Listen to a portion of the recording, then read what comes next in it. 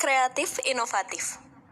Assalamualaikum, selamat pagi teman-teman. Salam sejahtera untuk kita semua. Yang saya hormati Bapak Ibu Guru sebagai guru pembimbing, dan yang berbahagia teman-temanku sekalian. Marilah kita bersyukur atas kehadirat Tuhan Yang Maha Esa. Karena rahmat dan karunia-Nya, kita dapat berkumpul di tempat yang sangat mubarok ini, di tempat yang sangat nyaman di pagi hari ini. Teman-teman, dalam Pekan Kreativitas Generasi Muda ini, saya akan menyampaikan ceramah yang berjudul Kembangkan Karya Inovatif bagi Siswa SMK.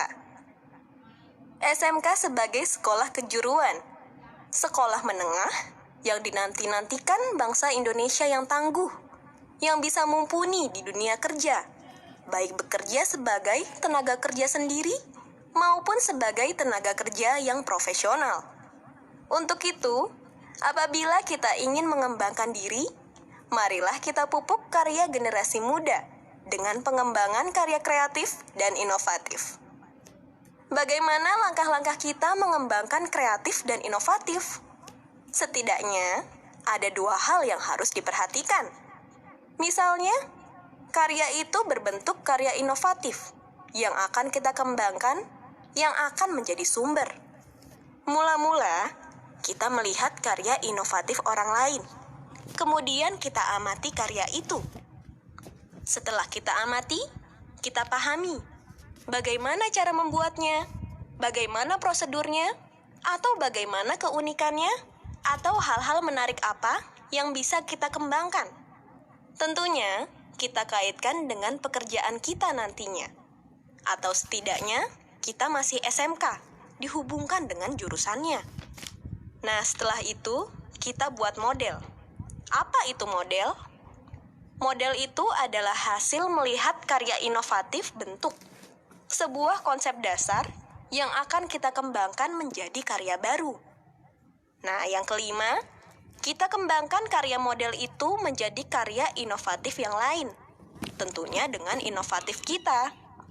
Jangan kreativitas yang meniru begitu saja, tetapi kreativitas yang kita padukan dengan nilai-nilai edukasi dan dengan nilai-nilai moral, pendidikan yang selama ini kita dapatkan. Berikutnya, tadi yang pertama dari karya inovatif orang lain.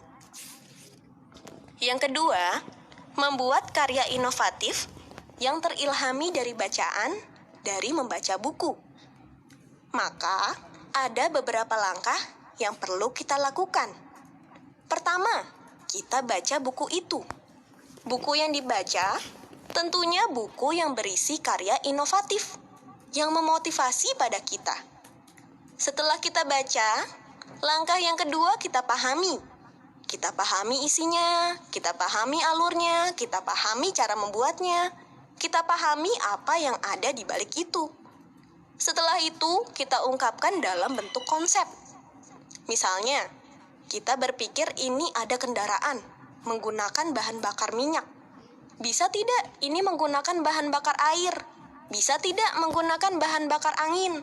Kita kembangkan konsep itu, kita laksanakan uji coba. Tentunya tidak hanya sekali. Biasanya di SMK ada kegiatan ekstra. Misalnya kelompok ilmiah remaja atau ekstrakir. Ataupun ada ekstra lain yang mendukung karya siswa SMK. Hal ini untuk mengembangkan kreativitasnya. Yang terakhir, konsep yang kita kembangkan itu kita jadikan karya. Nah, itulah karya baru kita yang nantinya akan menjadi karya baru. Atau karya-karya kita mengilhami karya-karya orang lain. Memotivasi siswa-siswa SMK untuk lebih berdikari dan untuk memperhatikan segala sesuatunya berkaitan dengan pengembangan ilmu pengetahuan dan teknologi. Tentunya, kita tidak melupakan takwa kita, sehingga terjadi keseimbangan iptek dan imtak. Sehingga teknologi yang kita temukan, teknologi-teknologi yang kita buat, bukanlah teknologi yang kesasar, tapi teknologi yang menyearahkan kita dan teknologi yang menyeimbangkan kita. Demikian yang saya sampaikan, semoga bermanfaat. Wassalamualaikum.